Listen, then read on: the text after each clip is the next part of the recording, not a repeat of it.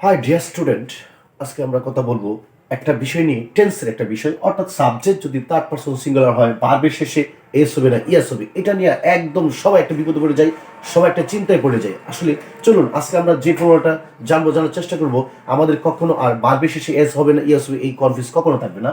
ভার্বের শেষে কখন এস হবে কখন ইএস হবে এই বিষয়টা জানার জন্য, যদি ভার্বের শেষে সি এইচ ও এক্স থাকে তাহলে হবে কি ইয়েস।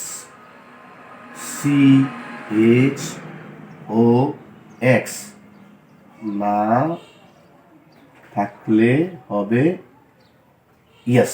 অর্থাৎ বিষয়টা কি দাঁড়ায়, সি এইচ ও এক্স যদি ভার্বের শেষের অক্ষর সি এইচ ও এক্স থাকে তখন কি হবে ইয়েস।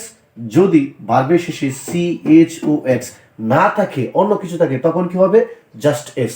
চলুন আমরা এই উদাহরণটা দেখে আসি। হি গো টু স্কুল।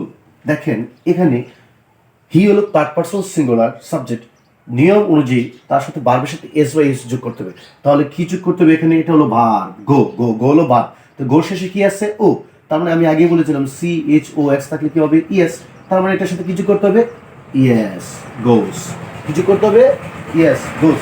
যদি আরেকটা উদাহরণ দিই, প্রিয় শিক্ষার্থী, হি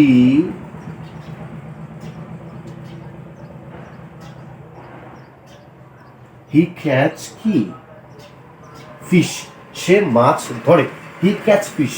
যে প্রিয় শিক্ষার্থী দেখেন এখানে ক্যাচ হলো বাদ, ক্যাচ ধরা, ধরা ধরা হলো বাদ, এর শেষে কি আছে এইচ, এর শেষে কি আছে এইচ, তার মানে এইচ থাকলে কি হবে সি এইচ ও এস থাকলে ইয়েস, তার মানে এটা কি হবে ইয়েস। ঠিক তদরূপ যদি আমি আরেকটা উদাহরণ দিই,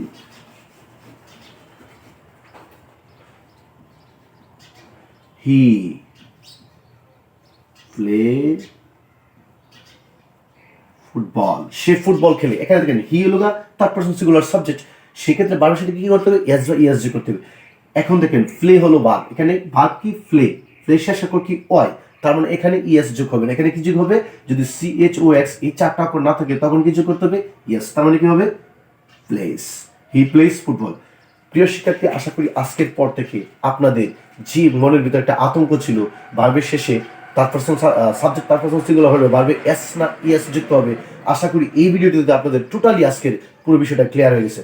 ভালো লাগলে অবশ্যই আমার পেজটাকে ফলো দেন, লাইক দেন, শেয়ার করেন এবং আমার চ্যানেলটাকে সাবস্ক্রাইব করবেন। আসসালামু আলাইকুম।